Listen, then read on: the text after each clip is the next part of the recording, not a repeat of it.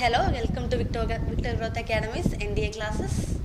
Okay, so we have already discussed the syllabus of physics, NDA syllabus. So today we'll be going through some important questions previously asked in NDA exams. Okay, so first question number 1. In optical instruments, lenses are used to form images by the phenomenon of. In optical instruments, lenses are used to form images by the phenomenon of reflection, refraction, scattering, diffusion. So, what is the answer? So, they are asking about lenses, not mirror. So, don't get confused. For lenses, the phenomenon happening is refraction. So, I will say what is refraction? What is refraction? Refraction means bending of rays of light when it travels from one medium to another. I'll explain now. So consider there are two different mediums, medium 1 and medium 2. So when light travels obliquely from one medium to another, there will be bending of rays of light. So when light is traveling from one medium to another and it reaches the boundary between these two medium, then what is happening is bending of rays of light takes place. Bending of light rays. So if this is the normal, means when it travels obliquely from one medium to another, there will be bending of light rays. This phenomenon is known as refraction. So how it is happening in lenses? So consider a lens, convex lens. This is convex lens. What happens is when a ray of light enters to this lens, there will be refraction happening. So that is known as refraction of light. So refraction is bending of light rays when it travels obliquely from one medium to another. So in case of mirrors, it will be reflection. In case of mirrors, if it is a mirror, what is happening is a light ray when reaches the surface of mirror, it will be reflecting. So this is in case of mirror, and in case of lens, the phenomenon happening is refraction. So here the question is, in optical instruments, lenses are used to form images by the phenomenon of refraction. Okay. Question number 2. The spread in colors in a rainbow on sky is primarily due to. Spread in colors in a rainbow on sky is primarily due to. Which of these phenomenon is the reason for the spread of rainbow or spread of light into different colors? So the answer is dispersion of sunlight. Dispersion of sunlight. So what is dispersion?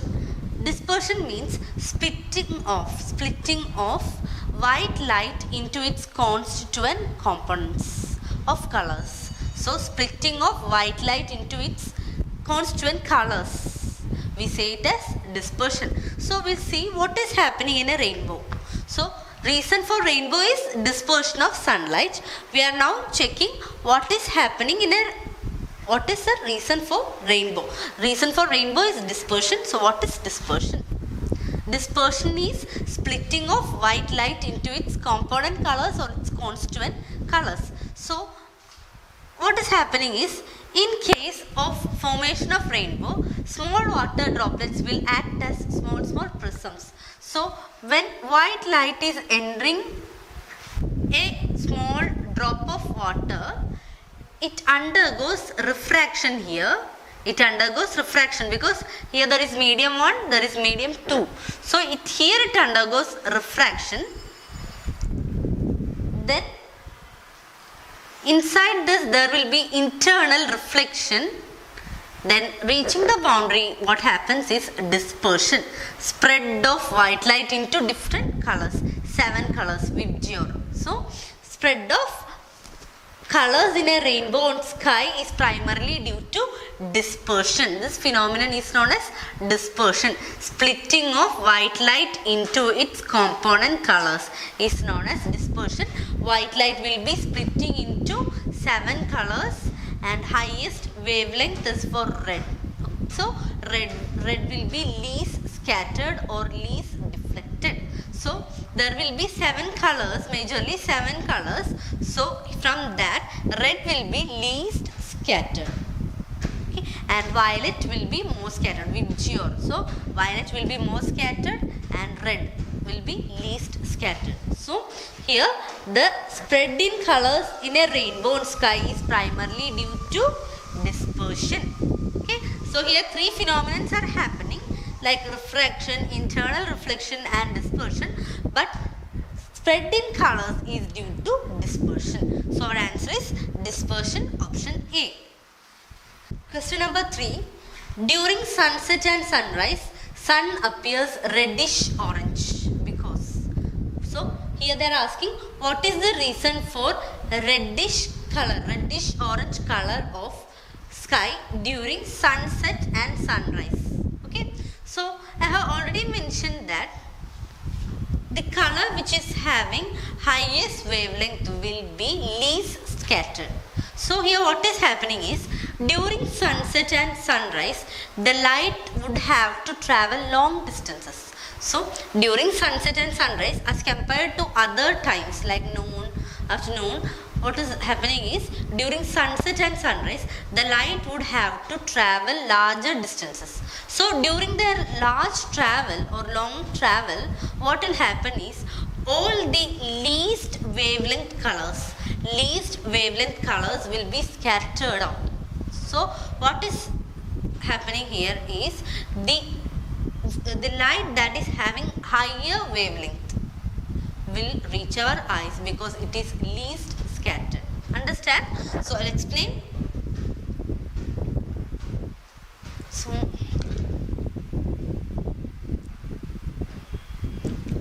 see here, I'll explain what is happening. Red is having high wavelength. High wavelength means least scattered.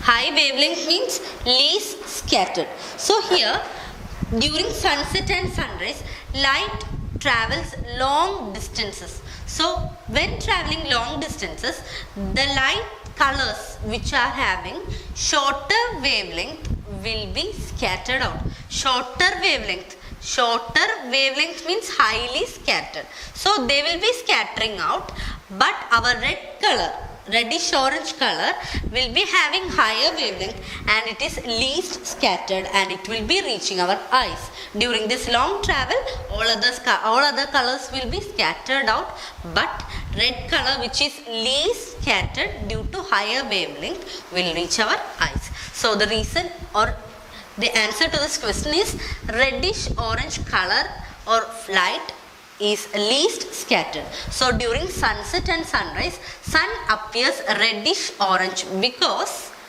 reddish orange light is least scattered. So option C is the correct answer. Question number 4. Which one among the following waves bats use to detect the obstacles in their flying path? Which one among the following waves bats use to detect the obstacles in their flying path? So options are infrared waves, ultrasonic waves, electromagnetic waves and radio waves. So here the answer is ultrasonic waves, and we'll see what is happening. So bats have the capability to emit ultrasonic waves. So bats will emit ultrasonic waves, and if some prey is coming in their path, what happens is that prey deflects this ultrasonic waves, and this deflected wave reach back to the bats, and the bats will be able to identify there is an obstacle in its path. So what is happening is, bats will emit ultrasonic waves, and these ultrasonic waves will be reaching the obstacles and it will be deflected back, and the bats will be able to understand there is an obstacle in its path. So here the answer is ultrasonic waves. Which one among the following waves bats use to detect the obstacles? The answer is ultrasonic waves. So one additional information, the ultrasonic wave is used in sonar. Sonar is sound navigation and ranging. So here the ultrasonic waves are used to detect the depth of ocean or to find out what is the if there is something under the water like that. So sonar is sound navigation and ranging. In that also ultrasonic waves are used. Okay. Question number 5. The current voltage plot given is of a certain semiconductor, superconductor, conductor which obey Ohm's law, insulator. So here in this question they have given a VI plot. They are asking the current voltage plot is of a certain. They are asking what does this represent? Does this represent a semiconductor, a superconductor, a conductor which obey Ohm's law, insulator? So here it's clear that this graph represents the Ohm's law. So this is representing Ohm's law, and Ohm's law obeying conductor. This is of a conductor which obey Ohm's law. So I'll explain what is Ohm's law. Ohm's law, which is a basic question, it states that current passing through a conductor is directly proportional to the voltage across the ends of the conductor, provided that the temperature remains constant. So I'll explain once more. The current flowing through a conductor is directly proportional to the voltage across the ends of the conductor, provided that temperature remains constant. So that is V proportional to I, or you can write I proportional to V. So from here we will get V by I is a constant. V by I is a constant, and it is nothing but it is R. Clear? So V by I is a constant and it is R. Resistance. So V by I is a constant. What is V? V is voltage and I is current. So V by I is a constant R. R is equal to V divided by I. R is equal to V divided by I.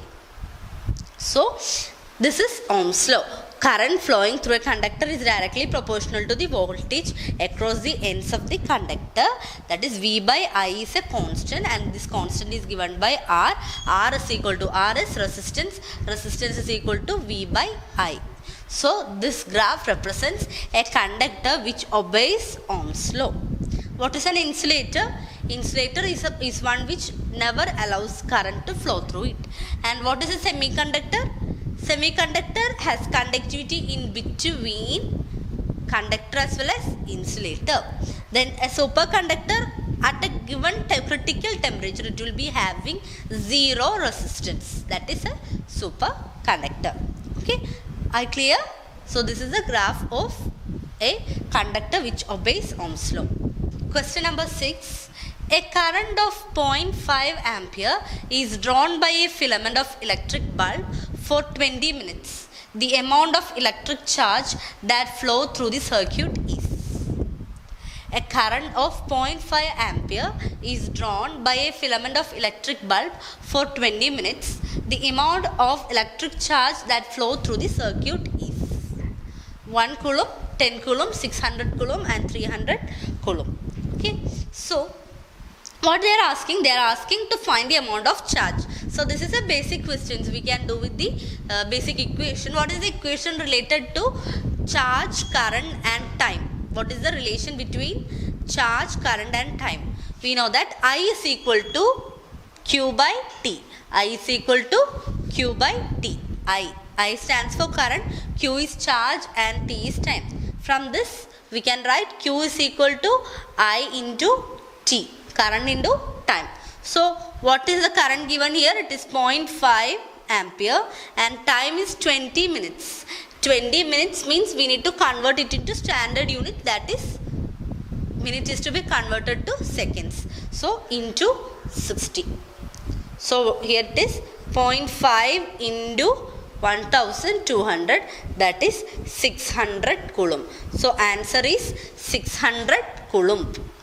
So we just wrote the basic equation. Q is equal to I into T. I is 0.5. T is 20 into 20 minutes. So we are converting it into seconds. So 0.5 into 1200, you will get 600 coulomb. So the answer is 600 coulomb. Okay. So option C is the answer. Question number 7. Mirror used as rear view mirror in vehicles is. Mirror used as rear view mirrors in vehicles is. Which is the mirror that is used as rear view mirror? It is nothing but convex mirror. Convex mirror is used as rear view mirrors in vehicles.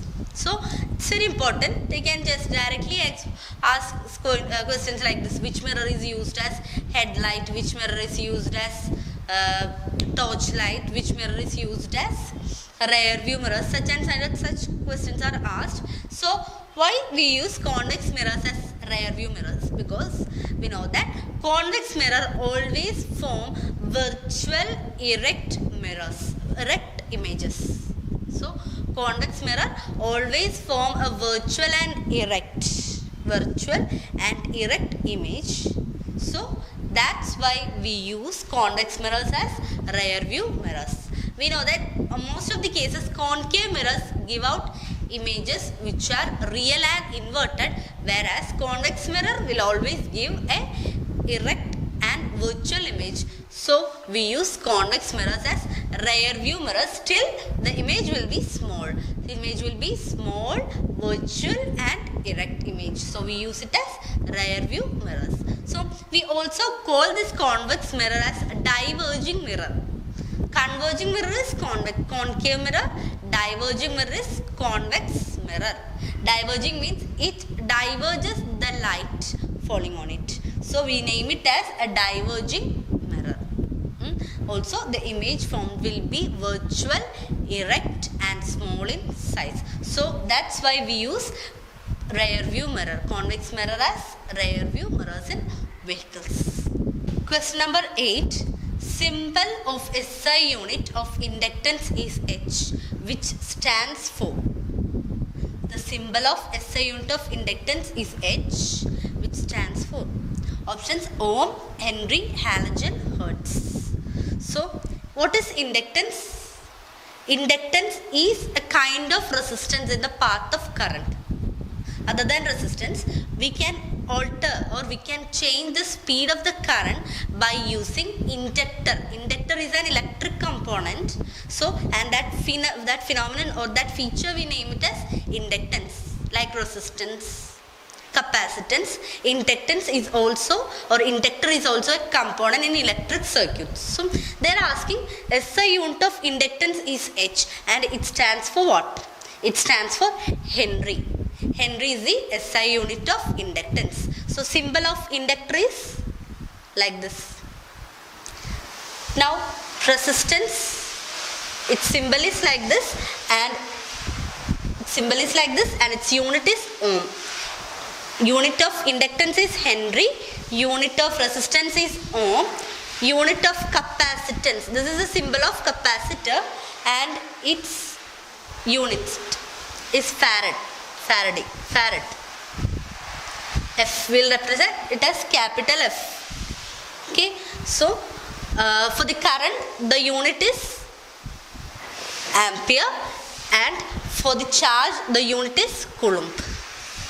Okay, so here the question is about inductor. So SI unit of inductance is Henry or H, and for resistance it is ohm, for capacitance it is farad, for current it is ampere, and symbol is I. Then for charge, the symbol is Q, and its SI unit is coulomb, C. So for voltage it is V. For potential difference also it is V. So you need to understand the basic symbols and SI units of certain physical quantities. Okay, so here the answer is option B, Henry. Question number 9. Two conducting wires A and B are of same material. If length of B is twice that of A and radius of cross section of A is twice that of B, then their resistance RA and RB are in the ratio 2:1, 1:2, 1:8 and 1:4. So how to solve this? This is an important question. It has been such kind of questions are very important. Like we need to find the ratio of resistances, ratio of heat passing through the conductors. Like that they will be asked. So here we need to know which is the basic equation that is to be used. Then the answer will be very easy. So how to solve this? Just write the equation of resistance. R is equal to rho L by A. R is equal to rho L by A, where rho is resistivity, L is length of the conductor, A is the area of cross section. So how to solve this? Rho, that is resistivity, is constant or it is same for a given material. So that's why they have given that two wires are made of same material. So we need not write rho, or we need not consider rho in this equation, because that is going to be get cancelled while we solve. So here we need to focus like resistance is directly proportional to length and resistance is inversely proportional to area. That means if the length increases, resistance increases. If the area increases, resistance decreases. So R is directly proportional to L and R is inversely proportional to A. So here what to do is, we need to find the resistance of both of the conductor. For that they have given some relations. What they have given?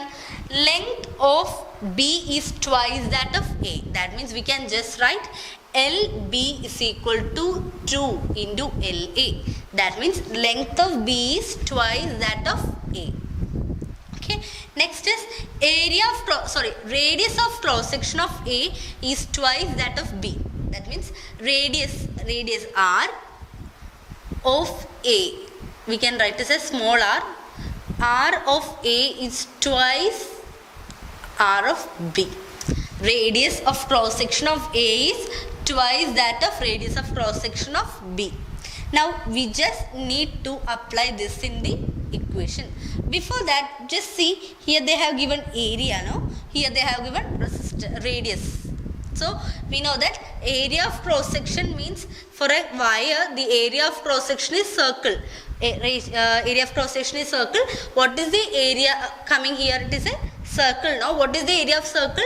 It is pi r square.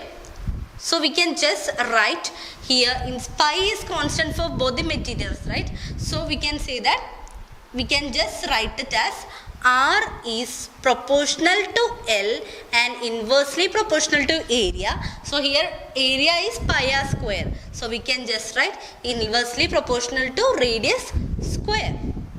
So how to solve this?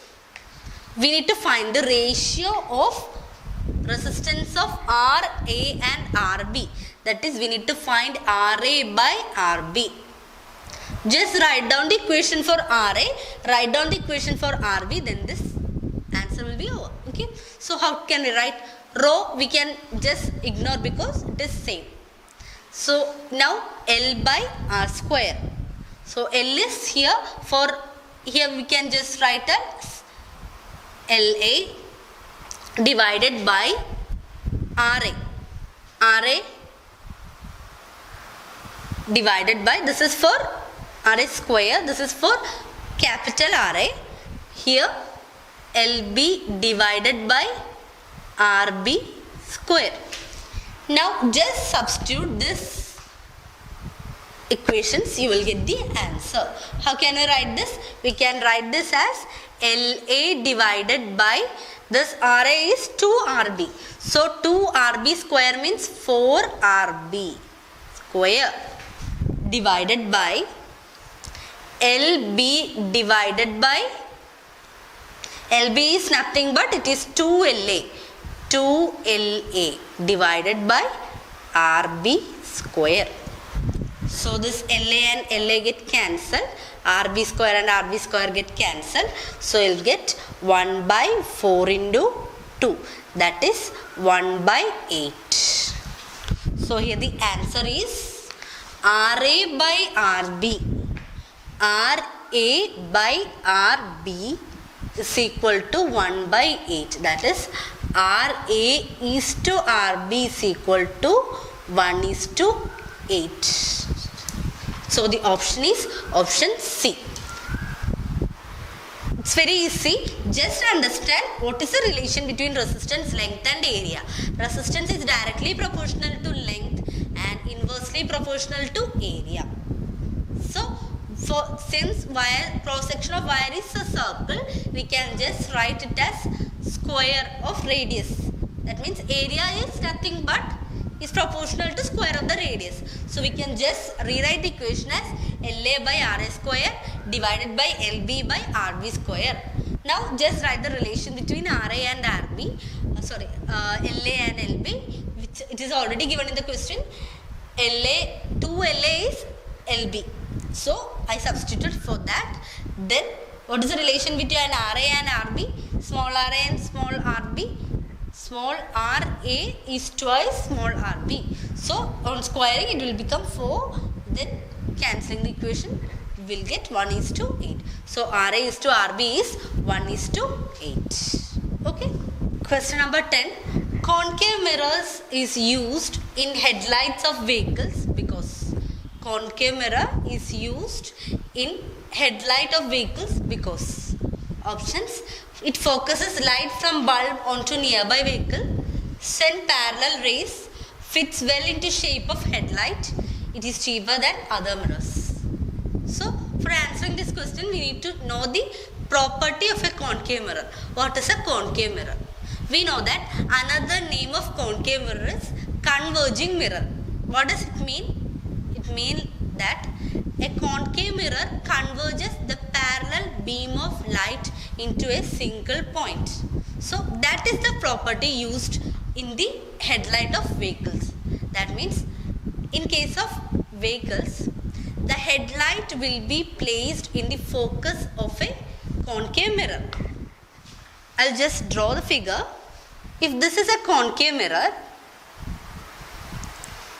this is principal focus and this is radius of curvature. So what happens is parallel rays falling on the mirror will pass us through this principal focus.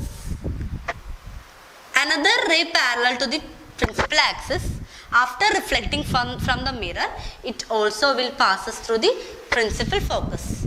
It means like all the parallel rays after touching the mirror passes through principal focus. That means each and every parallel ray passes through principal focus. That means this converges at a common point.